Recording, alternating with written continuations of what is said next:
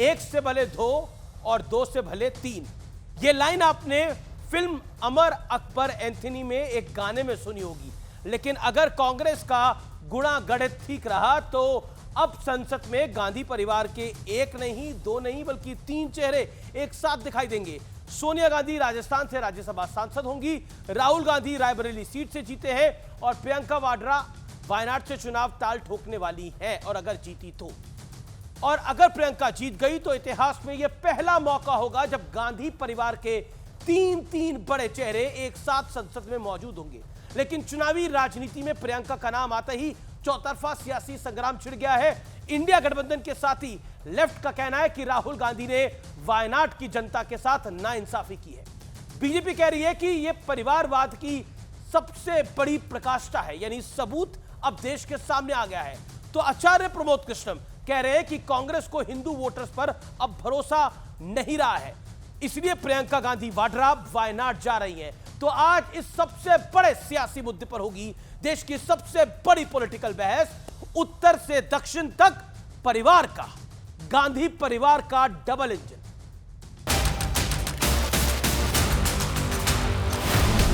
वायनाड से खाली सीट पे प्रियंका जी लड़ना चाहिए कि हमारी बात को उन्होंने रखी है। इस एक ऐलान से चुनावी राजनीति में प्रियंका की एंट्री तय हो गई।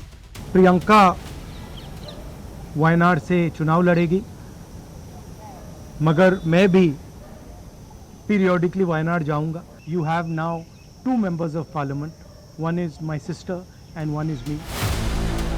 उधर प्रियंका वाड्रा के पति रॉबर्ट वाड्रा की सियासी तमन्ना भी हिलोरे मारने लगी।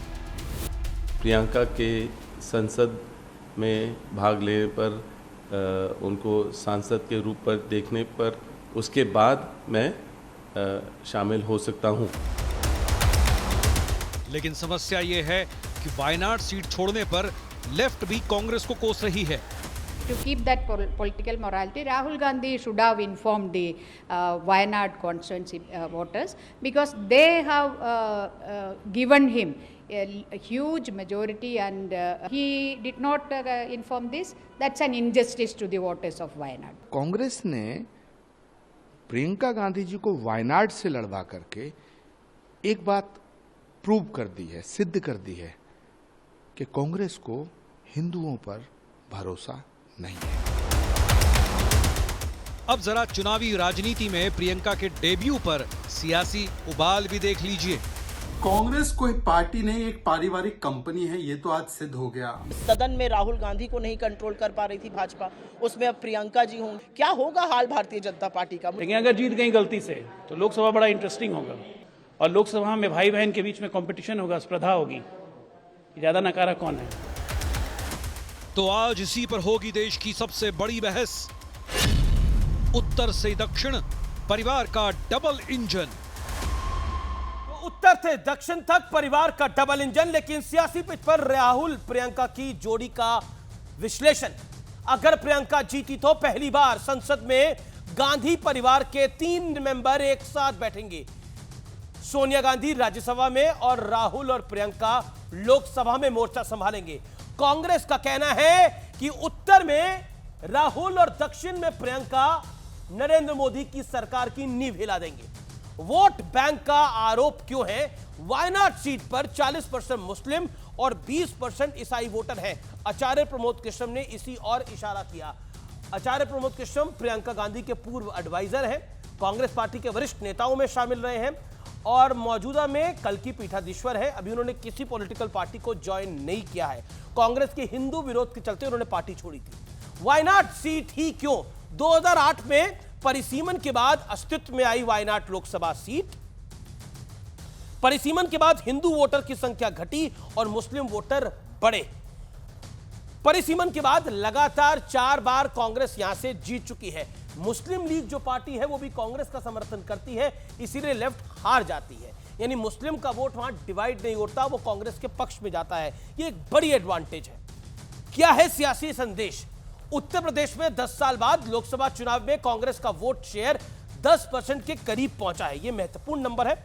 यूपी में पैर जमाकर कांग्रेस दिल्ली की राह आसान करना चाहती है और उत्तर प्रदेश में समाजवादी पार्टी को भी दिखाना चाहती है कि अब हमारी हैसियत है, इसलिए हमें हल्के में विधानसभा चुनावों में ना ले, क्योंकि राहुल खुद रायबरेली से हैं और एक बड़ी जीत दर्ज करी है राहुल गांधी ने। लेकिन बड़ा सवाल क्या है? कांग्रेस पर परिवारवाद के टैग को प्रियंका की एंट्री ने और मजबूत कर दिया है, क्योंकि भारतीय जनता पार्टी कह रही है कि यह परिवारवाद की तो प्रकाष्ठा हो गई है। मेरे साथ आज चर्चा करने के लिए कई खास मेहमान जुड़े हैं।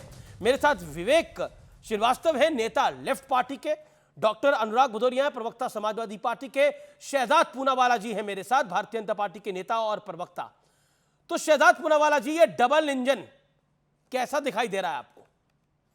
मुझे तो लगता है डबल इंजन नहीं, अब तो एक और इंजन आने को बेकरार है। ये 3 इंजन तो ऑलरेडी संसद में पहुंचाने की ये लोग जो कोशिश कर रहे हैं, चौथा इंजन ने तो बयान भी दे दिया, चौथा इंजन रॉबर्ट वाड्रा वाला। अच्छा, आज चाहे वो किसी को भी भेजे, ये उनका आंतरिक मामला है, पर 3 या 4 निष्कर्ष बहुत साफ है। पहला निष्कर्ष ये है कि रायबरेली में जो राजनीतिक विरासत है परिवार की, वो पुत्री के नाम कभी नहीं हो सकती, पुत्र के नाम पर ही हो सकती है। दूसरा, जहां अमेठी रायबरेली वर्षों तक प्रियंका वाड्रा काम करती रही, भाई ने बहन को वहां से हटा दिया और बोला तुम जाओ लेफ्ट पार्टीज कैसे निपटो केरला में। अब लेफ्ट पार्टीज को पूछा तक ने, आईयूएमएल को पूछ लिया पर लेफ्ट पार्टीज को किसी ने नहीं पूछा। और आपने सुना होगा कि रायबरेली के रॉबर्ट वाड्रा का जो बयान आया, रॉबर्ट वाड्रा ने कहा कि मैंने इस बार साफ साफ कह दिया था कि आज केवल प्रचार नहीं करेगी प्रियंका वाड्रा, संसद भी जाएगी। मतलब कि टीम राहुल और टीम प्रियंका के बीच में किस प्रकार से तलवारें खींची हुई है अपने आप को स्थापित करने की, वो भी साफ नजर आ रहा है। और ये प्रियंका वाड्रा को लाने से ये जो फैमिली कंपनी है वो एक बार फिर से स्थापित हो चुकी है कि कांग्रेस पार्टी, देखिए उन्होंने कहा था कि मैं वायनाड को, 3 इंजन तो ऑलरेडी है, चौथा इंजन राहुल गांधी ने कहा था, चौथा इंजन रॉबर्ट वाड्रा आना। राहुल गांधी ने कहा था Wayanad is my family, actually उल्टा निकला। My family only in Wayanad, my family only in Raebareli, my family only in Amethi. और मैं तो सिर्फ इतना पूछना चाहता हूं कि लेफ्ट के नेता मुझे दिखाई दे रहे हैं, शायद विवेक श्रीवास्तव है, उनसे पूछे, उनसे पूछा तक नहीं। आईयूएमएल को पूछ लिया, उनसे विवेक एनी राजा का बयान है, सियासी नैतिकता रखते हुए राहुल गांधी को वायनाड के वोटर्स को पहले ही बता देना चाहिए था, क्योंकि इसे जनता ने उन्हें बड़ी जीत दिलाई थी। ये वायनाड की जनता के साथ अन्याय है, ये आपकी नेत्री कह रही है। अन्याय कर रहे हैं राहुल गांधी। एनी राजा ने हमारी नहीं, अब देखिए एनी राजा हमारी सीनियर नेता है, national federation of Indian women जो हमारा महिला मोर्चा है, one of the oldest women organisations in this country, उसकी वो जनरल सेक्रेटरी भी हैं और बहुत वरिष्ठ हैं। और हमने बड़े सीरियस होकर के राहुल गांधी के खिलाफ भी वायनाड में एक पॉल कैंपेन किया था और अपनी सीनियर मोस्ट नेता को उतारा भी था, क्योंकि केरला को हम सीरियसली लेते हैं। वहाँ पे ट्रेडिशनली कांग्रेस और लेफ्ट आपस में लड़ते आए हैं। लेकिन शहजाद पूनावाला को खुश होने की ज़्यादा ज़रूरत नहीं है। इंडिया गठबंधन इंटैक्ट रहेगा और इनकी नींद उड़ाता रहेगा। ये चाहे उसको 3 इंजन बोलें, 4 इंजन बोलें, जो मर्जी बोलें, लेकिन वायनाड के अंदर और केरला के अंदर अगले साल असेंबली के इलेक्शंस भी हैं। कांग्रेस और लेफ्ट आपस में हम कंटेस्ट करेंगे और उसके बाद रिजल्ट आपके सामने रहेगा, जो भी होगा। नहीं, मैं समझ नहीं पा रहा आप कहना क्या चाह रहे हैं। उन्होंने कहा कि इंडी गठबंधन सलामत रहेगा। मान्यवर, पंजाब में जो टूट गया था, दिल्ली में फिर से टूट गया, वो आप और कांग्रेस का, बंगाल में टूट गया, आपने केरला में तो पहले ही बनाया नहीं। सुन लीजिए पूरी बात, और मैं आपसे सिर्फ इतना पूछना चाहता हूँ। देखिए, दो चीजें हैं। आप तो कह रहे हैं ना ये पारिवारिक कंपनी कैसे चलती है, वैसे तो कांग्रेस पार्टी कहती है सारे निर्णय अध्यक्ष जी करते हैं। अब बताइए कि कोई भी टिकट कांग्रेस में बंटता है वो सीईसी और सीडब्ल्यूसी तय करती है।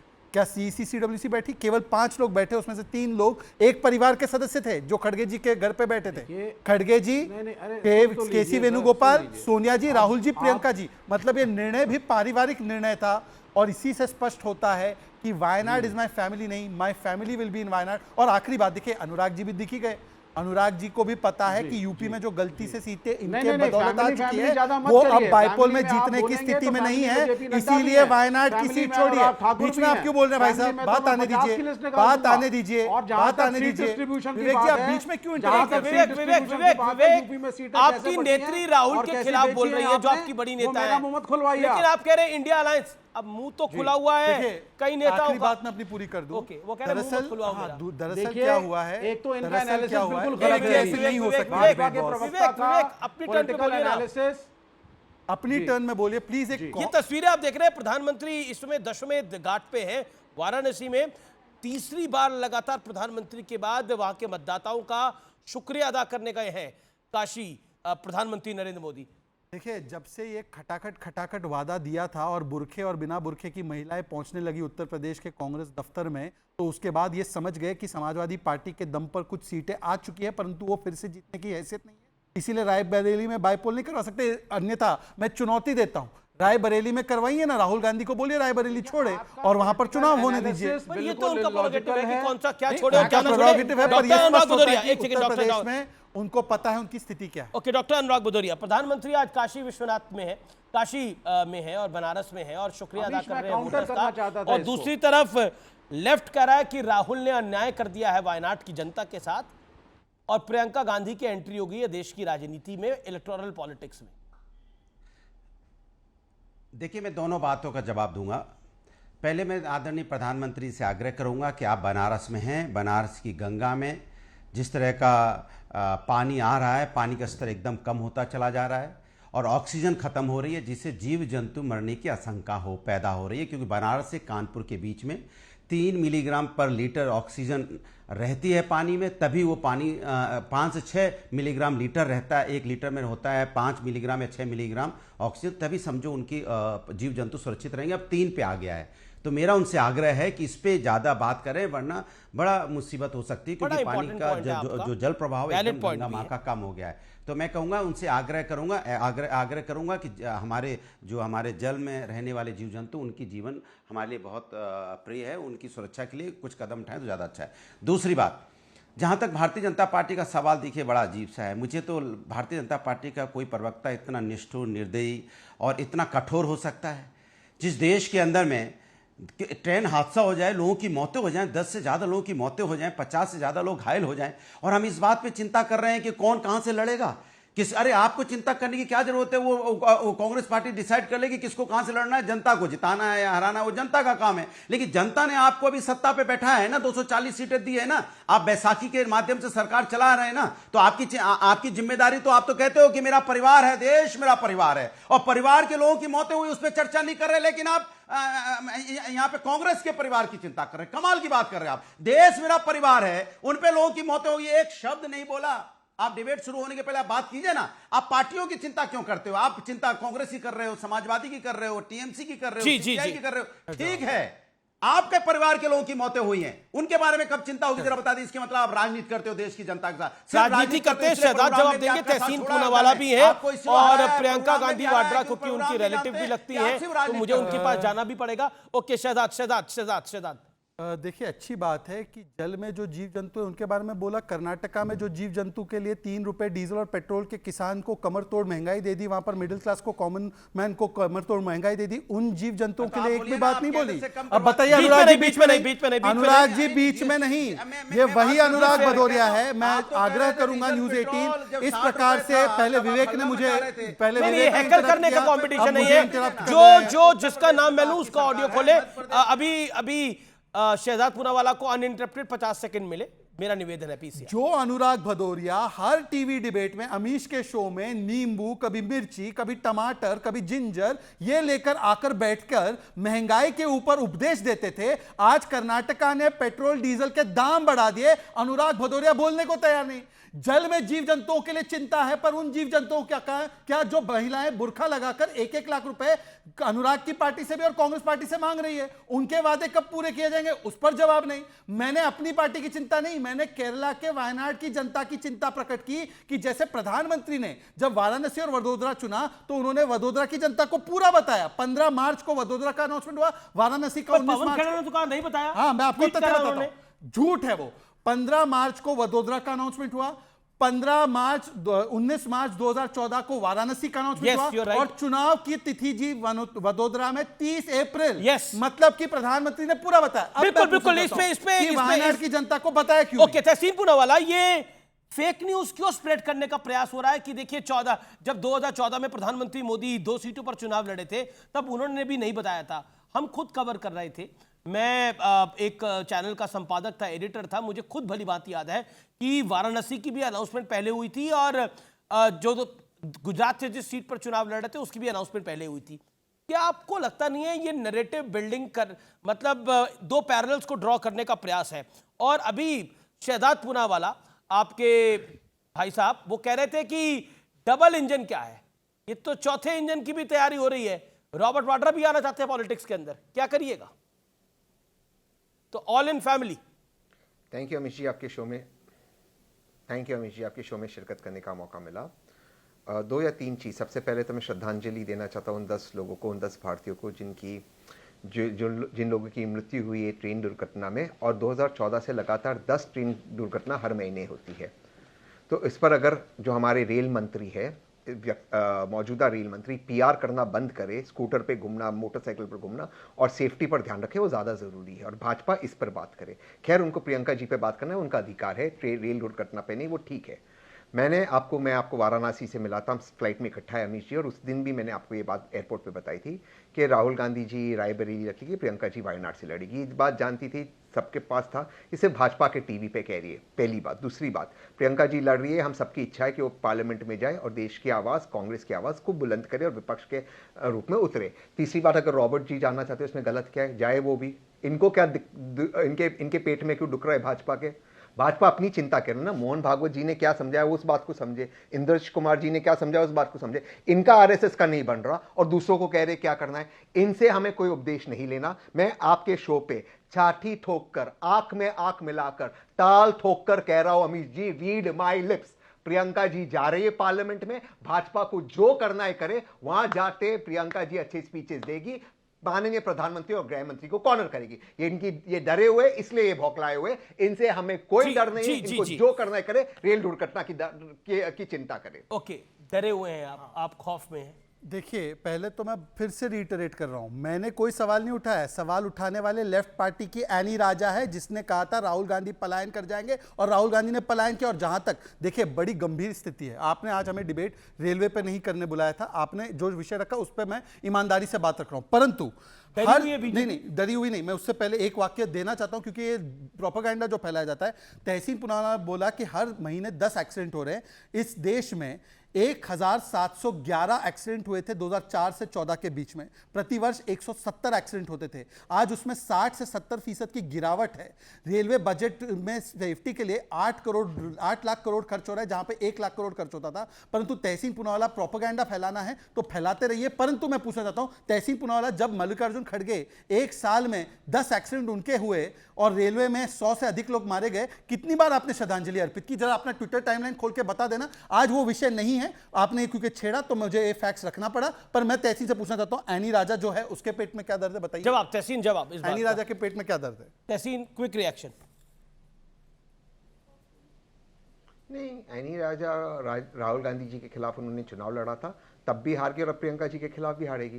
राहुल गांधी जी के खिलाफ बड़े मार्जिन से हारी, प्रियंका जी के खिलाफ और भी बड़े मार्जिन से हारेगी। बताओ, ये लेफ्ट को गंभीरता से नहीं लेना चाहिए। लेफ्ट सिर्फ केरल में, ठीक है, मैं मानता हूँ इंडिया अलायंस के पार्टनर्स है, मैं इस बात को मानता हूँ, उनका रिस्पेक्ट करता हूँ, लेकिन वो उनकी ऑपोजिशन है वहां पर, तो उनको अधिकार है बोलने का, और वो और भी बड़े मार्जिन से हारेगी। लेकिन डरी हुए भाजपा है कि प्रियंका जी आ रही है पार्लियामेंट में, और मैं दोबारा से कह रहा हूं रॉबर्ट जी भी आएंगे। आप जो कर सकते आप करिए, जो कर सकते करिए। आप पहले आरएसएस को ठीक कीजिए। आरएसएस आपको लेक्चर दे रहा, आप पहले आरएसएस से पैच अप कीजिए।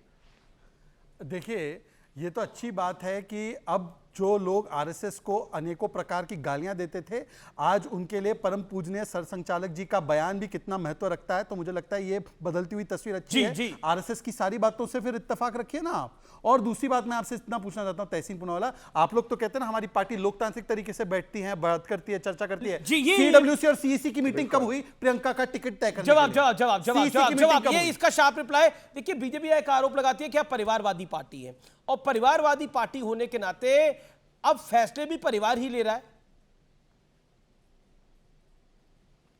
कांग्रेस के अध्यक्ष खड़गे जी है, प्रपोजल आया था केरला प्रदेश कांग्रेस से, और राहुल गांधी जी ने उसके बाद राहुल गांधी जी ने इसको प्रेजेंट किया, और खड़गे जी के पास कांग्रेस के कॉन्स्टिट्यूशन में प्रेसिडेंट के पास विशेष अधिकार है कि वो फैसले ले सकते हो, टिकट दे सकते हो, और वो दिया गया है। सीडब्ल्यूसी की मीटिंग में रेक्टिफाई होगा। कांग्रेस का कॉन्स्टिट्यूशन पढ़ लीजिए, कॉन्स्टिट्यूशन हुआ है, नहीं हुआ तो आप चैलेंज कीजिए कोर्ट के अंदर, कीजिए ना चैलेंज। एक तस्वीर दिखा सकते हैं? ये तस्वीर सार्वजनिक नहीं, ये सार्वजनिक तस्वीर पर ये इंपॉर्टेंट क्यों है मैं बताता हूं। क्या तस्वीर है ये तस्वीर है प्रियंका वाड्रा है, राहुल गांधी है, सोनिया गांधी है, मल्लिकार्जुन खड़गे है और केसी वेणुगोपाल है। ये 5 लोगों की चर्चा में केसी वेणुगोपाल, राहुल गांधी, सोनिया गांधी, मल्लिकार्जुन खड़गे और प्रियंका वाड्रा। यानी मतलब कि 3 सदस्य एक ही परिवार के निर्णय कर रहे हैं कि एक और सदस्य को टिकट मिले या ना मिले, और संविधान कांग्रेस का मैंने भी पढ़ा है, वहां पर कहां पर भी सीसी के बिना टिकट तय करने का किसी के पास अधिकार नहीं है। अनुराग रिप्लाई, परिवारवाद के ऊपर आपकी राय। देखिए अमीश भाई सुनिए, हाँ, सुनिए ना मुझे अमीश बोलने भाई। दीजिएगा प्लीज, टोकिएगा नहीं, मैं अपनी बात किया। कह देखिए इनका कहने का नहीं, मतलब अनुराग जी था, पहले देखिए, महंगाई इन्होंने पर बोलिए। बोला, कर्नाटका में खड़गे जी महंगाई बढ़ी है, उसके ऊपर मैंने क्या कोई है? बात कर जल रहा है, के मैं जीव बात कर जंतुओं के दूंगा, लिए यार, बोलने वाला क्यों अनुराग अपने इंसानों स्टूडियो के में लिए नहीं बोल बैठाया पा रहा है है। भाई? नहीं, ये इस जो नींबू स्टूडियो लाते में थे ना, क्यों बैठाया अमीश जी इसको नींबू यार लाते कि थे, मैं नहीं अपनी लाते बात थे? ही नहीं कह पाऊं? अमीश जी स्टूडियो के में प्रोड्यूसर माइक वो ऑफ नींबू वाली करो फोटो भाई, निकालना जरा। माइक ऑफ करो, असर हो नहीं, गया है। नींबू लाने वाले अरे वो अनुराग दिमाग चुप पे देखिए हो रहा इस है समय भाई, हमारे साथ हारने का। स्टूडियो में आ गए हैं हारने का। आचार्य प्रमोद कृष्णम। मैं चाहता हूं कि वो स्टूडियो में प्रवेश करें। आचार्य जी आपका अभिनंदन है न्यूज 18 पर, और बड़ा बयान दिया है आचार्य प्रमोद कृष्णम ने, बड़ा बयान दिया है। और वो बयान है, वो आचार्य जी आपका जो बयान है वो बयान क्यों आया है, वो आपने क्यों दिया है? आप कौन से बयान की बात मैं बोल रहा हूं जो आपने प्रियंका जी के लिए बोला है कि प्रियंका गांधी वाड्रा सबसे लोकप्रिय चेहरा है, लेकिन वो खास मकसद के लिए वहां गई हैं। हिंदू वोटर्स पे भरोसा नहीं है कांग्रेस पार्टी को। देखिए अमित जी, ये बात मैं कह रहा हूँ इसलिए ना मानी जाए। ये तो प्रत्यक्षम किम प्रमाणम, प्रत्यक्ष को प्रमाण की आवश्यकता नहीं होती है। पार्टी में ऐसे लोग बहुत ज़्यादा हैं जो हिंदू शब्द, हिंदू नाम से भी राम मंदिर का बहिष्कार, निमंत्रण का बहिष्कार। लेकिन तो ये लाइन आपने क्यों ली? नहीं, ये तो बिकॉज वायनाड का जो पॉपुलेशन है उसका तो 40% मुसलमान है, 20% ईसाई हैं। हाँ, तो इसलिए प्रियंका गांधी जी तो एक बहुत बड़ा चेहरा है कांग्रेस पार्टी का, निसंदेह मैं अभी भी कह रहा हूँ। और प्रियंका गांधी जी को कहीं ऐसी जगह से लड़ाना चाहिए था, जनरल इलेक्शन में लड़ाना चाहिए था। प्रियंका गांधी जी को जनरल इलेक्शन में अगर लड़ाते तो एक मैसेज जाता है, एक इम्पैक्ट पड़ता। आप कह रहे हैं कि प्रियंका के प्रभाव को कम करने का प्रयास हुआ है बाई इलेक्शन में? डेफिनेटली बाई इलेक्शन में लड़ाने से क्या होगा? तो आप तो आरोप लगाते हैं कि कांग्रेस में राहुल वर्सेस प्रियंका है, लॉबी है दो। अब आप इतनी जल्दी इतने सारे सवाल मुझ पर करेंगे और मेरा कोई जवाब पूरा नहीं होने देंगे तो कैसे काम चलेगा? वैसे ही दुधारी तलवार में गर्दन है मेरी तो सवाल इस बात का है कि प्रियंका गांधी जी को अगर वाकई कांग्रेस पार्टी उनको ऑनर देना चाहती है तो उनको तो कांग्रेस पार्टी का अध्यक्ष बनाना चाहिए। दूसरी बात यह है कि कांग्रेस पार्टी का अध्यक्ष नहीं बना, उनको वर्किंग प्रेसिडेंट भी नहीं बनाया गया। तीसरी बात, जनरल इलेक्शन में अगर प्रियंका गांधी लड़ती तो कांग्रेस के वर्कर में एक उत्साह पैदा होता और कांग्रेस के वर्कर में ये मैसेज जाता कि हो सकता है प्रियंका गांधी प्राइम मिनिस्टर भी बन सकती हैं। तो इसका फ़ायदा पार्टी को मिलता, कांग्रेस पार्टी को मिलता। आज प्रियंका गांधी जी को चुनाव लड़ा करके सिर्फ उन्हें एक MP बना देना, और मुझे लगता है कि प्रियंका गांधी जी की जो घोषणा रात हुई है वो भी उनकी घोषणा करना। लेकिन राहुल जी ने तो ये भी बोला था कि अगर काशी से लड़वाते तो प्रधानमंत्री मोदी चुनाव हार जाते। देखिए अमीश देवगन, एक बहुत इंपॉर्टेंट बात मैं कह रहा हूँ कि एक तो प्रियंका गांधी जी को वो सीट देना जिस सीट पर मतलब 60-62% नॉन हिंदू है। दूसरी बात, प्रियंका गांधी जी उत्तर प्रदेश छोड़ना नहीं चाहती हैं। प्रियंका गांधी जी उत्तर प्रदेश से बहुत लगाव रखती हैं, उनको उन्होंने 20 साल से देखा है। तीसरा इंपॉर्टेंट पॉइंट कि प्रियंका गांधी जी की जो घोषणा हुई है वो टिकट का जो प्रोसेस है कांग्रेस का, उस पर एक बहुत बड़ा सवालिया निशान है। क्या कि उन्होंने तो टिकट मांगा नहीं, जिला कांग्रेस कमेटी ने रिकमेंड नहीं किया, प्रदेश कांग्रेस, तो ये जो central election committee, central working committee, Congress working committee ये जो बना रखी हैं ये फिर नाम की हैं। और पांचवा इंपॉर्टेंट पॉइंट, टिकट के लिए किसको बोलने की जरूरत है? प्रियंका गांधी वाड्रा को। इसका मतलब आपको लगता है राहुल गांधी और प्रियंका गांधी को टिकट बोलने की जरूरत है? किसी को उनको टिकट चाहिए? इसका मतलब कांग्रेस पार्टी उनकी है जी। इसका मतलब कांग्रेस पार्टी क्या एक ओनरशिप की पार्टी कंपनी है? तहसीन पूनावाला से कमेंट लेना एक लास्ट बात और लास्ट और प्रियंका गांधी जी का टिकट डिक्लेयर किस दिन हुआ? बकरा ईद के दिन। तो सारी चीजों को मिला के देखिएगा। तहसीन मेरा सारी चीजों को मिला के देखिएगा। अब प्रियंका गांधी को आप सिर्फ MP बना के लाएंगे तो क्या फर्क पड़ जाएगा? देखिए पॉलिटिकली तो स्ट्रैटेजी अच्छी है, 40% मुसलमान है, बकरी ईद पर घोषणा होगी तो पॉलिटिकली तो प्रियंका देखिए एनी राजा हार जाएगी विवेक जी की पार्टी। राहुल गांधी जी कौन हुआ ये सवाल है। राहुल जी अमेठी हारे तो उन्हें अमेठी नहीं छोड़ना चाहिए था, उन्होंने अमेठी छोड़ा। फिर वायनाड जीते, अब वायनाड छोड़ दिया। रायबरेली, तो प्रियंका गांधी जी को रायबरेली लड़ना चाहिए, रायबरेली लड़ना चाहिए था। ओके, लेकिन प्रोसेस तो तब भी ये होता तहसीन पूनावाला। ईद के दिन घोषणा हुई नहीं, वो भी बकरा ईद के दिन। ये ये मैं आचार्य जी की बहुत ईद के दिन घोषणा हो, मीठी ईद के दिन तो चलता है, उसका तो स्वागत करता मैं। बकरा ईद के दिन आचार्य जी को समाप्त होने दीजिए फिर। तो ये क्या स्ट्रेटेजी है भाई? ओके ओके, तहसीन तो जो मुझे समाप्त कर दें तो भी कोई बात नहीं, मैं तो दुआ ही दूंगा उनको। Okay okay, Tahseen Poonawalla, make your point. नहीं, आपकी दुआएं हमेशा मेरे साथ रहेगी आचार्य जी, आपका आशीर्वाद बना रहे। लेकिन मुझे नहीं लगता इसको ईद से उसका कोई कनेक्शन था। कल 17 तारीख थी और शनि चल रहा है 8 नंबर, मुझे लगता है उसका ज़्यादा कनेक्शन था, इसका ईद से कोई कनेक्शन नहीं था, ये आप जानते हैं सर। और शनि का साल चल रहा है। लेकिन ज़्यादा ज़रूरी चीज़ ये है कि, और शनि बहुत अच्छा चल रहा है, और मैं ये बात मानता हूँ अगर प्रियंका जी लड़ती वाराणसी से, माननीय प्रधानमंत्री हार जाते, केवल 1.5 लाख वोटों से भी जीते हैं, तो वहाँ से उनको अगर हार भी नहीं होती तो बहुत टाइट मुकाबला होता। अगर वे जीतते भी तो 5-6 हज़ार वोट से जीते। महत्वपूर्ण बात यह है कि हर कांग्रेस का कार्यकर्ता, हर कांग्रेस का समर्थक मेरे जैसा चाहता है कि श्रीमती प्रियंका गांधी वाड्रा जी पार्लियामेंट में आए और कांग्रेस पार्टी की आवाज को बुलंद करे। वो वहां जा रही है, भाजपा डरे हुए है, और क्योंकि भाजपा डरी हुई है वो आज लेफ्ट का सहारा ले ली है। वही भाजपा है जो हमेशा लेफ्ट का सहारा लेती। न्यूक्लियर डील में भी देश हित के खिलाफ लेफ्ट का सहारा लेते, डिस्टेबलाइज करने की कोशिश की भाजपा ने, और आज भी वही कर रही है। भाजपा का अपना नहीं कोई एजेंडा है, न अपना कोई विजन है, बस लेफ्ट जो कह रही है उसको भाजपा फॉलो कर रही है। तो जितनी इररिलेवेंट लेफ्ट है उतनी तहसीन से एक सवाल है, जितने इररिलेवेंट लेफ्ट है। ओके, तहसीन से आपका कुछ एक सवाल है। तहसीन पूनावाला जी बहुत ही इंटेलिजेंट आदमी हैं। आपने अभी कहा कि अगर प्रियंका गांधी जी काशी लड़ती हैं तो मोदी जी हार जाते, और ये राहुल गांधी जी ने भी कहा था, तो इसका मतलब मोदी जी को आप लोग हराना नहीं चाहते थे?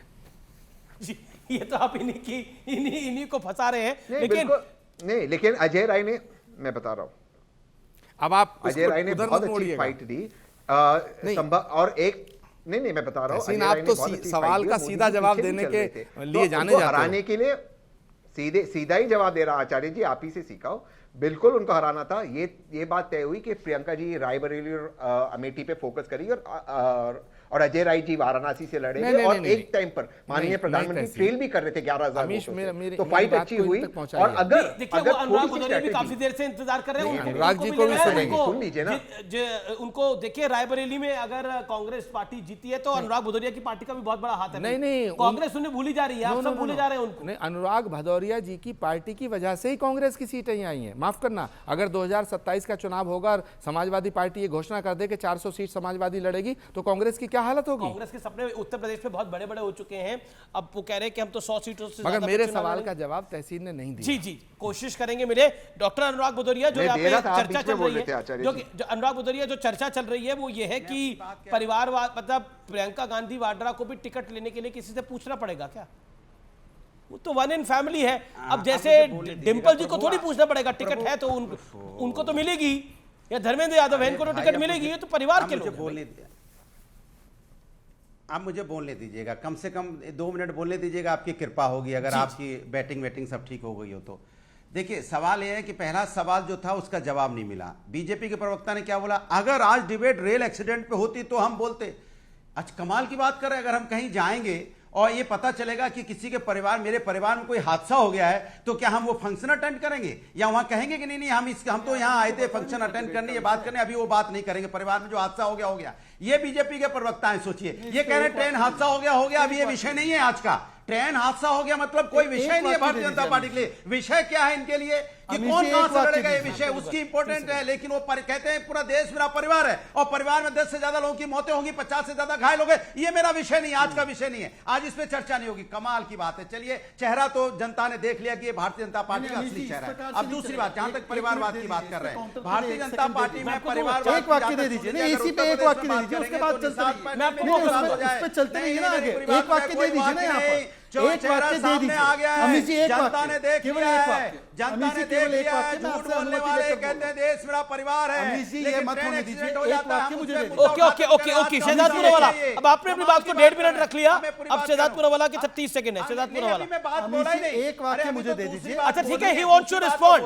अनुराग, आप ही के बता रहा हूं, पहले 30 सेकंड बोलने दीजिए इनको। Okay, audio down. Shahzad 30 second, 30 second. Amit ji, जब आपने इस विषय को तय किया कि आज डिबेट इस चर्चा पे होगी, तो अगर इनको लगता है कि और किसी विषय पर डिबेट नहीं होनी चाहिए, तो आज जुड़े क्यों? अनुराग भदौरिया इस डिबेट में आए क्यों? क्या उनको बताया नहीं था आपके गेस्ट टीम ने कि किस बिल्कुल विषय पे? नहीं, जानकारी देते हैं तो हम उनको लोग। पता था। आपको तो ये पता था, इतने topic नहीं पता था? मुझे भी पता था, आचार्य जी को भी पता था। तो मुझे लगता है कि ये तो सबसे बड़ी बेशर्मी है कि अनुराग भदौरिया जिस मामले पर हम लोग को एक मत होना चाहिए उस पर राजनीति करने के लिए आज डिबेट पे आए। मतलब अनुराग भदौरिया जिसके मुंह से 1700 एक्सीडेंट हो गए यूपी के जमाने में, एक शब्द नहीं निकला।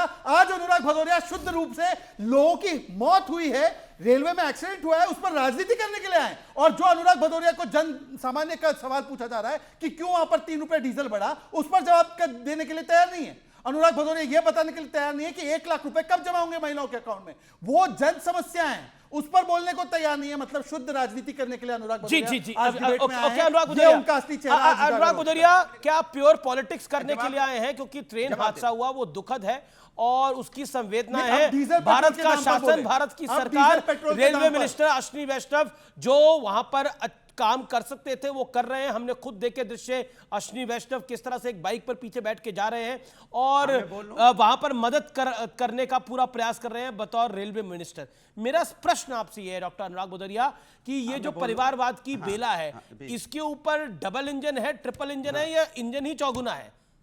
और इस इंजन को किसी से पूछने की आवश्यकता नहीं है। इस पर आपका जवाब आएगा, मैं वेट कर रहा हूं। बोलने दीजिए। हाँ, बोलने दे रहा हूं, लेकिन सवाल का जवाब दीजिए। वेट कीजिए, लेकिन बीच में टोकिएगा नहीं। आपने 1.5 मिनट बोला, आपने कभी पानी पे बोला, कभी इस पे बोला, विषय पे भी बोल लीजिए महाराज। बीजेपी को बुलवा रहे हो आप, बीजेपी को बैठवा के बुलवा रहे हो, कहां बोलने देते हो? विपक्ष की तो आवाज जाने नहीं देते आप। कमाल की बात है। कहां बीजेपी बोल रही है? आचार्य प्रमोद कृष्ण बीजेपी के हैं क्या? आचार्य प्रमोद कृष्ण बीजेपी के हैं क्या?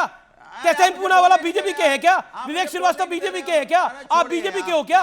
आप बोल रहे, अरे आप मैं बोल रहा हूं, आपने तुरंत शहजाद पूनावाला को बुलवा दिया, मेरी बात पूरी नहीं हुई और फिर आप ताली ठोकने लगे, बोलिए बोलिए बोलिए। ये नाटक चल रहा है क्या? अरे मेरी बात पूरी होने दीजिए, मेरा जवाब पूरा नहीं हो पाता, आधी बात लेके आप चले जाते हो जनता के सामने। ये जनता देख रही है तभी भारतीय जनता पार्टी को हरा रही है। कितनी बैटिंग की जाएगी भारतीय जनता पार्टी के लिए? हम जनता का मुद्दा उठाते हैं, आप बीच में काटते तो मेरी बात। इसके मतलब ये देश की जनता देखती है कि अन्याय होता है, तभी देश की जनता ने भारतीय जनता पार्टी को हराया। उत्तर प्रदेश में 33 सीटें दी। आपके साथ अन्याय हो रहा है, आपके साथ अन्याय हो रहा है। जनता जानती है कौन न्याय करता है, कौन अन्याय करता है, और जनता यह भी जानती है कि कौन बोलने के बाद चुप ही नहीं होता, उसकी रेलगाड़ी रुकती नहीं है, ब्रेक ही नहीं लगती। लेकिन बोलिए, अब अपनी बात को रखिए 50 सेकंड। मैं बोला भी नहीं और रेलगाड़ी रुकती नहीं है। अब मैं बोलो, देखिए सवाल यह है कि इन्होंने परिवारवाद की बात की। बताइए, भारतीय जनता पार्टी में परिवारवाद बताऊं आपको, इनको सत्ता से मतलब है, जहां सत्ता की जरूरत होती है वहां सबको गले लगाते हैं। उत्तर प्रदेश के अंदर में अपने दल को गले लगाए परिवारवादी पार्टी है, यहाँ पे निषाद पार्टी को अपने गले लगाए, राजभर जी को अपने गले लगाए, वहां से शिवसेना को अपने गले लगाए, एनसीपी को अपने गले लगाए। और जब इनको सत्ता बनाने के लिए जम्मू कश्मीर में पड़ती है तब भी पीडीपी के साथ बना लेते हैं। आज चिराग पासवान को साथ अपने गले लगाएंगे, परिवारवादी नहीं है। जब इनको सत्ता की जरूरत होती है तो चौटाला भी ले आते हैं। आज देखिए टीडीपी के साथ भी है। और अगर इनके अंदर में झांक के देखेंगे तो राजनाथ सिंह के बेटा यहाँ परिवारवाद से नहीं आता क्या? पूछता हूं, यहाँ पे अनुराग ठाकुर परिवारवाद से नहीं आते? सिंधिया की पूरी फैमिली इनके साथ परिवारवाद से नहीं आती? उत्तर प्रदेश में कितने एमपी जिनके बेटे लड़े परिवारवाद से नहीं आती? कमाल की बात करते हो, कौन सा परिवारवाद की बात करते हो? बाप बेटे की तो परिवारवाद होता है, और कौन सा परिवारवाद है? आपने जहां सत्ता बनानी है वहां परिवारवाद आपने भर रखा है। आप देश की जनता को क्या किस तरह की बातें करते हैं देश की जनता सब जानती है। और आप जब भ्रष्टाचार की बात करते हो तो भ्रष्टाचारी जो आपके साथ आ जाते हैं वो सदाचारी हो जाते हैं। आप उनको अपने गले लगा लेते हो, बोले आप पाक साफ हो गए। आपने देश के साथ धोखा किया, देश की जनता ने आपको हराया इसलिए क्योंकि आप देश की जनता के साथ झूठ बोलते रहे। आपने किसानों के साथ अन्याय किया, महिलाओं के साथ अन्याय किया, युवाओं के साथ अन्याय किया, छात्रों के साथ अन्याय किया। पर ये बार-बार क्यों कह रहे हराया है? मतलब ये आप गलती से त्रुटि हो रही है आपसे कि बीजेपी को हराया है। बीजेपी की 240 सीटें हैं, इंडिया अलायंस की सारी पार्टियों को मिला ले तब भी वो बीजेपी के मुकाबले कहीं खड़ी नहीं होती। बीजेपी हारी कैसे है? मतलब मैं जानना चाह रहा हूं। एक नहीं मिली, हारी कैसे? हाँ 240 272 चाहिए होते ना, 272 चाहिए होते ना, 240 पे जनता ने लाके रोक दिया है। और आमिर जी, अगर चुनाव दोबारा हुआ तो 40 सीटें नहीं आएंगी इनकी, मैं लिख के दे रहा हूं, आप कहीं लिखवा लीजिए स्टाम्प पेपर पे। भारतीय जनता पार्टी को जनता देश की देखना नहीं चाहती है, देखना नहीं चाहती क्योंकि ये जनता तो फिर अभी तो चुनाव हुआ है, आप देश में कौन चुनाव थोपना चाहते हैं? आप कह रहे हैं दोबारा चुनाव करवा लीजिए, दोबारा मतलब इतना खर्चा दोबारा करवा लीजिए। ओके, शहजाद पूनावाला, आप लोगों को जनता देखना नहीं चाहती। जब दोबारा चुनाव होगा, जहां भी होंगे, आज तो मैं बड़ा प्रसन्न हूं, आज तो मैं बड़ा प्रसन्न हूं, आज तो मैं बड़ा। Okay sir, you made your point. बोलिए। आज तो मैं बड़ा प्रसन्न हूं कि देखिए लेफ्ट के नेता भी बैठे हैं, वो भी वायनाड का चुनाव लड़ेंगे, पर समाजवादी पार्टी ने लेफ्ट को लात मारते हुए कह दिया है कि प्रियंका के साथ ही हम खड़े हैं। मतलब विवेक श्रीवास्तव जी का चेहरा देखने लायक था। पहले कांग्रेस के पक्ष से बोलने वाले तहसील पुराना ने बोला कि लेफ्ट तो इरेलीवेंट हो गया, और अब समाजवादी पार्टी के नेता बोल रहे परिवारवाद है तो होने दो, हम तो प्रियंका चाहते हैं। लेफ्ट की क्या हैसियत बन चुकी है बताइए कि दो साथी उनके इसी शो पर बैठकर उन्हें अपना आईना और चेहरा दिखा रहे हैं, और वो भी उस प्रदेश में जहां पर लेफ्ट की थोड़ी सी बची हुई इज्जत है। अब बताइए कि लेफ्ट पार्टी वाले क्या बोलेंगे। इसीलिए मैं कह रहा था लेफ्ट पार्टी वाले आप विवेक से मैं लेता हूं। कांग्रेस का विवेक जी 30 सेकंड दिखा दिया जी, विवेक जी 30 सेकंड, देन आचार्य जी। बड़ी क्लियर सी बात है जी। अब देखिए, सबसे पहली चीज़ तो मैं आचार्य जी की बात पे बोलूँगा, बड़ा इज्जत करता हूँ मैं इनकी, कि भाई ईद के दिन अगर टिकट डिक्लेयर करेंगे तो मुसलमान वोट दे देंगे, दिवाली के दिन अगर टिकट डिक्लेयर करेंगे, कैंडिडेट डिक्लेयर करेंगे तो हिंदू वोट दे देंगे, गुरुपूरब के दिन करेंगे तो शायद सिखों का वोट आ जाएगा। ऐसे थोड़ी नहीं होते देश की राजनीति। आप जब भी करते हैं, मेरे ख्याल से ये आपको रिस्पेक्ट देनी चाहिए लोगों के मैंडेट को, कि लोग सोच समझ कर वोट करते हैं, कम या ज़्यादा। दूसरी चीज़, शहजाद पूनावाला बड़ी बड़ी बातें कर रहे थे, मुझे नहीं मालूम कि अभी चुनाव का रिजल्ट आ ही रहा था कि शाम को प्रधानमंत्री बीजेपी के ऑफिस में चले गए और अपने आप को प्राइम मिनिस्टरियल कैंडिडेट भी घोषित कर दिया। जेपी नड्डा साहब ने बोला साहब मोदी साहब फिर से तीसरी बार प्रधानमंत्री बनेंगे। कोई एनडीए की मीटिंग हुई थी, बीजेपी की वर्किंग कमेटी की मीटिंग हुई थी, पॉलिटिकल अफेयर्स कमेटी की मीटिंग, किसकी मीटिंग हुई थी? या 3-4 आदमियों ने मिलकर के बीजेपी को हाईजैक कर रखा है और ले लेते हैं डिसीजन। और आपने आचार्य प्रमोद कृष्णन जी ने यह भी एक बात कही, बोला साहब हिंदुओं को देख करके राजी नहीं है कांग्रेस, पता नहीं कैसे कह रहे हैं और किस आधार पे कह रहे हैं। अयोध्या, चित्रकूट, नासिक, जितने हिंदुओं के तीर्थ स्थल हैं, हर जगह बीजेपी को नकारा गया है। इंडिया गठबंधन, इंडिया अलायंस की पार्टियां वहां पे जीती हैं। समाजवादी पार्टी और कांग्रेस ने एक अच्छा प्रदर्शन करा उत्तर प्रदेश में। तो इन चीजों को हमें रियलाइज करना चाहिए। आचार्य जी ब्रश आउट नहीं कर सकते। Acharya Pramod Krishna, okay, you made your point Vivek ji. Acharya Pramod Krishna, make your point. Amish ji, पहली बात तो विवेक जी बहुत ही दानिश्वर इंसान है। मैंने 3 बातें कही, तथ्यों के आधार पर की, मेरा इसमें कुछ नहीं है। पहली बात, मैंने कहा कांग्रेस पार्टी के अंदर प्रियंका गांधी सबसे ज़्यादा लोकप्रिय नेता है, उनको पार्टी का चेहरा बनाना चाहिए और उनको कांग्रेस की अध्यक्षता सौंपनी चाहिए, ना कि बाई इलेक्शन में वायनाड से टिकट देना। दूसरी बात ये मैंने कहा कि उनके कद को छोटा करना है।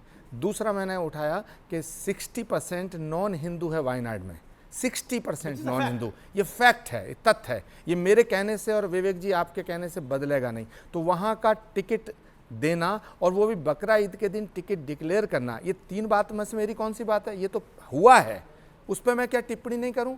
और चौथी बात मैं कहना चाहता हूं अमित जी आपके चैनल पे, उत्तर प्रदेश के अंदर, ये भदौरिया जी सुने इस बात को, उत्तर प्रदेश के अंदर कांग्रेस पार्टी, उत्तर प्रदेश के अंदर कांग्रेस पार्टी और समाजवादी पार्टी मिलकर लड़ी 2027 में। अगर मैं फिर कह रहा हूं, अगर अखिलेश जी ये फैसला कर लेते हैं कि अभी मैं 400 सीट पर चुनाव लड़ूंगा, तो कांग्रेस की हालत क्या होगी, ये देखने वाली बात है। और जिन सीटों पर कांग्रेस की विजय हुई है वो सब सीटें हैं। इसके लिए मुझे उत्तर प्रदेश के अपने मुस्लिम भाइयों का कांग्रेस पार्टी को शुक्रिया अदा करना चाहिए कि वो सीटें हैं जहां 5 लाख, 6 लाख, 7 लाख मुस्लिम हैं।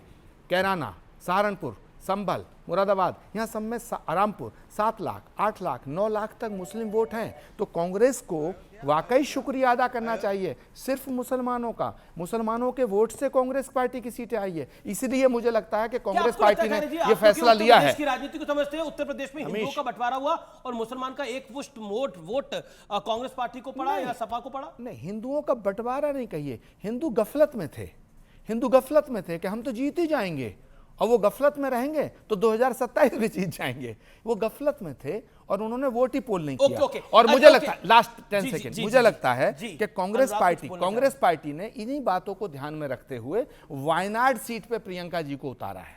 ओके, वायनाड, ओके, इन्हीं बातों को ध्यान में, very important point, very important political point. Vivek ji की पार्टी क्या करेगी? Doctor Bhadauria, 40 second sharp reply. Doctor Bhadauria, sharp reply. देखिए भारतीय जनता पार्टी, देखिए मैं तो कहूंगा आचार्य जी, मैं आपका बहुत सम्मान करता हूं और आपको नमस्कार। हिंदुस्तान को जाति धर्म में मत बांटिए, धर्म की राजनीति से कहीं वोटिंग नहीं होती है। पता है आपको, पूरे उत्तर प्रदेश की जनता ने भारतीय जनता पार्टी को हराया, हर सीट पे हारे हैं वो। ऐसा नहीं है कि आप तो अपने कैलकुलेशन के हिसाब से तो अच्छा नहीं लगता है कि धर्म के नाम पे राजनीति करो। अयोध्या तो इसलिए प्रभु राम ने आपको हराया, अयोध्या पे राजनीति कर रही थी भारतीय जनता पार्टी, हरा दिया। लेकिन आपको नहीं, बीजेपी को हराया कहां? मैं बात पूरी हो जाए, मेरी बात पूरी हो जाए, भदौरिया जी हराया कहां? मेरी बात पूरी हो जाए सर। सर मेरी बात तो पूरी हो जाए सर। मैं आप बोल लीजिएगा, मैं अभी नहीं। अच्छा आप तो मेरे सम्मानित है आपका, तो मैं सम्मान करता हूं। मैं तो बस 2 लाइन कहूंगा, 2 लाइन कहूंगा। 2 नहीं, आप 10 लाइन कहिएगा, पूरा सुनेंगे। भगवान को धोखा, इंसान को क्या छोड़ेंगे, कसम वादे प्यार। एक सेकंड शहजाद रुको, बातों है बातों का। ठीक है अनुराग जी, अनुराग जी मैं आपसे ना तो उलझना चाहता ना बहस करना, मैं भी आपको बड़ा प्यार करता हूँ, बहुत विद्वान व्यक्ति हैं आप। सुनिए, आपने गीत गाया, एक गीत गाया, उसका जवाब गीत से देना चाहता हूं, सिर्फ एक अच्छी तरह से देना चाहता हूं। आया समय बड़ा बेढंगा, आज आदमी बना लफंगा, देख तेरे संसार की हालत, क्या हो गई भगवान, कितना बदल गया इंसान। क्या बात है, बीजेपी के लिए अच्छा बोला आपने, बीजेपी के लिए बहुत अच्छा बोला। देख तेरे लफंगा किसको बोला? नहीं, मैंने गीत गाया, अनुराग भदौरिया जी ने भी गीत गाया। अब वो समझने वाले समझ जाएंगे। अनुराग जी समझ गए मेरी बात को, मैं उनकी बात को समझ गया। वो खड़े हो गए हैं, क्या कर रहे हैं अनुराग जी? अनुराग जी मेरी बात को समझ गए, अनुराग जी की बात को मैं समझ गया। अब शहजाद बोले। लेकिन शहजाद बोलेंगे, लेकिन उससे पहले एक बड़ी खबर आ गई है। हरियाणा में किरण चौधरी ने कांग्रेस से इस्तीफा दे दिया है, सिटिंग एमएलए ने इस्तीफा दे दिया है और बीजेपी को ज्वाइन करेगी। हरियाणा कांग्रेस की बड़ी नेता है किरण चौधरी, वो बहुत बड़ी खबर है। कांग्रेस को यह बड़ा झटका है हरियाणा के अंदर। शहजाद पूनावाला, तो बीजेपी ने विधानसभा चुनावों की तैयारी शुरू कर दी है। हम लोग तो हमेशा तैयार रहते हैं जनता के बीच जाने के लिए, परंतु देखिए मुझे लगता है इस बार जनता ने तीसरी बार भी कटोरा थमा दिया है। गाने वाने की व्यवस्था कुछ लोग खुद से ही कर रहे हैं, अच्छी बात है, कटोरा और गाना एक साथ जाएगा तो अच्छी बात होगी। परंतु अब क्या कहा विवेक जी ने कि हम लोगों को अयोध्या में हराया। ना जी ना, देखिए मुझे फैक्ट बोलने दीजिए। अमित जी फिर से बीच में ये इंटरप्शन मास्टर बीच में बोलने लगे।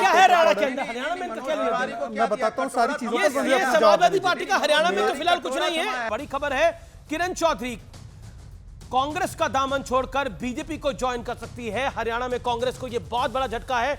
शहजाद पूनावाला मेरे साथ हैं। शहजाद पूनावाला, क्या कहना आप चाहते हैं? हालांकि अभी वो ज्वाइन करेंगी, लेकिन कहां अन्याय हो रहा है और कहां न्याय हो रहा है? देखिए सबसे बड़ा अन्याय तो तब होता है जब 3-3.5 रुपए डीजल पेट्रोल के बढ़ाए जाते हैं। अनुराग भदौरिया जो लींबू लेकर आते थे आज कुछ बोलने को तैयार नहीं है। जो महिला 1-1 लाख रुपए मांग रही है उस पर अनुराग भदौरिया कुछ बोलने को तैयार नहीं है। अनुराग भदौरिया कहते हैं कि हम अयोध्या में हारे, उनको पता होना चाहिए फैजाबाद नाम की सीट है, अयोध्या में हम जीते हैं, बाकी की 4 विधानसभा में हम हारे, परंतु पुरी में कौन जीता, तिरुपति बालाजी में कौन जीता, त्रिपुरा सुंदरी की त्रिपुरा में कौन जीता, उत्तराखंड में देवभूमि में कौन जीता, हिमाचल में कौन जीता जहां पर देवभूमि कहा जाता है, यहाँ सारी जगहों पर हम जीते हैं। परंतु अनुराग भदौरिया जी, मैं आपसे एक चीज पूछना चाहता हूं, पता है अहंकार सत्ता का क्या होता है? कांग्रेस ने आपके वोटों पर सीट तो बना ली, परंतु आपसे एलओपी का पूछा तक नहीं, अपने आप एलओपी घोषित कर दिया कि कांग्रेस का ही बनेगा। महाराष्ट्र में तो एलओपी पूछकर बनाते हैं, आपसे तो पूछा तक नहीं, आप हरा कुर्ता पहनकर उनके हरे झंडे ठीक है, आप उठाते रहे। ओके 10 सेकंड का रिप्लाई, देन तहसीन पूनावाला।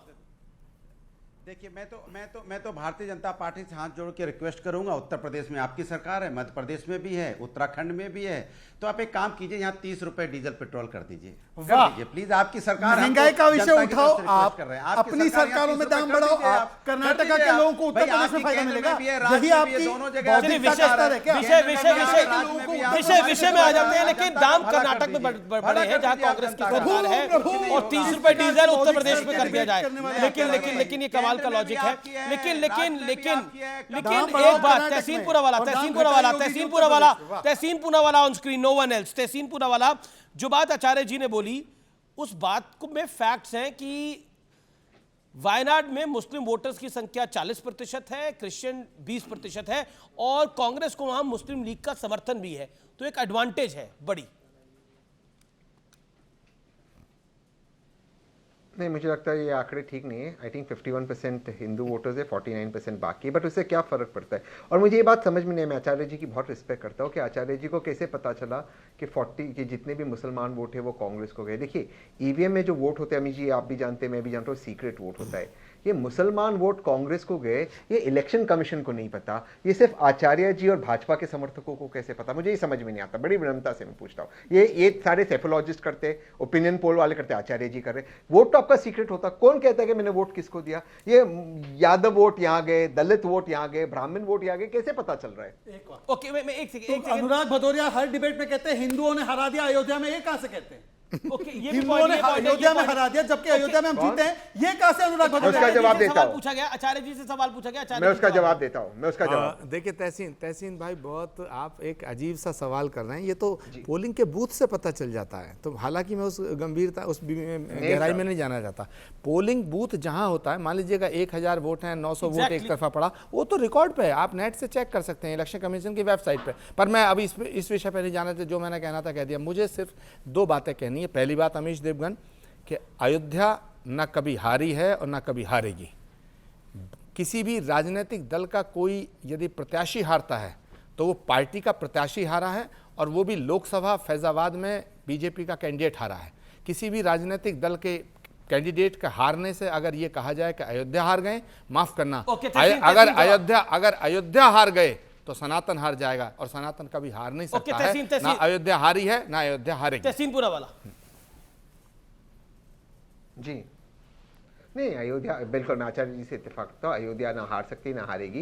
ये सारी चीज़ें नहीं है। चुनाव है, कोई जीतता है कोई हारता है, ये महत्वपूर्ण नहीं है। महत्वपूर्ण चीज़ ये है कि अब जो है आने वाले राज्यों के चुनाव में क्या होगा। जहाँ तक मेरा अनुमान है, मैं जानता हूँ कि आपका ब्रेकिंग न्यूज़ है, किरण जी ने रिजाइन किया, लेकिन हरियाणा और महाराष्ट्र में कांग्रेस की सरकार बनने जा रही है। मैं आपके साथ रहूंगा अमीश जी, आप मुझे बेस्ट विशेष देना। भाजपा हार रही है और एक के बाद एक से भाजपा। ओके, बोलिए शहजादपुरा वाला, वो कहे कि हरियाणा और महाराष्ट्र में भी जीतेंगी। वो अभी भी कह रहे हैं कि वही जीते हैं। 99 सीट तीसरी बार आने के बाद, मतलब कि 100 पार नहीं कर पा रहे तीसरी बार भी। उनके गठबंधन को उतनी सीटें नहीं मिली जितनी बीजेपी को मिली है, फिर भी वो अपने आप को ही शुभकामनाएं दे रहे हैं। Supriya Shrinate yes we did it कर रही हैं। तो ये अभी भी अपने गफलत में रहे। कुछ लोग जीत में भी विनम्र होते हैं और कुछ लोग हार का घमंड मचाते हैं, और कुछ लोग ऐसे होते हैं कि उत्तर प्रदेश को बोल रहे हैं कर्नाटका के पेट्रोल के दाम बढ़े तो उत्तर प्रदेश, ये ऐसे भी प्रकार के लोग। अनुराग भदौरिया ने आपको हरा दिया है, जनता तो हरा ही रही है आपको। देखिए सवाल है भारतीय जनता पार्टी से सीधा सा सवाल है, आप बताइए उत्तर प्रदेश के अंदर में डीजल पेट्रोल कम कर दीजिए ना भैया। आपकी केंद्र में सरकार, उत्तर प्रदेश और कर्नाटका में पेट्रोल डीजल का भाव बताइए। नहीं, एक बार कम कर दीजिए। उत्तर प्रदेश में पेट्रोल डीजल का भाव और कर्नाटका में बताइए। अनुराग जी बताइए, लगा रहे हैं आप कम कर दीजिए। अनुराग जी एक बार बताइए उत्तर प्रदेश में पेट्रोल डीजल का भाव हम तो और कर्नाटका। चलिए सीज़फायर, लेकिन वो एक ऑन व्यूअर्स रिक्वेस्ट, वो लफंगे वाला गाना क्या था, दोबारा एक बार गुनगुना दीजिए। नहीं अमीश, बहुत मजा प्लीज, मजाक के नहीं अमीश, अनुराग भदौरिया, अनुराग जी से ये पूछिए कि 2027 में जो चुनाव होगा क्या उनका कांग्रेस के साथ गठबंधन रहेगा? ये नहीं बोल पाएंगे।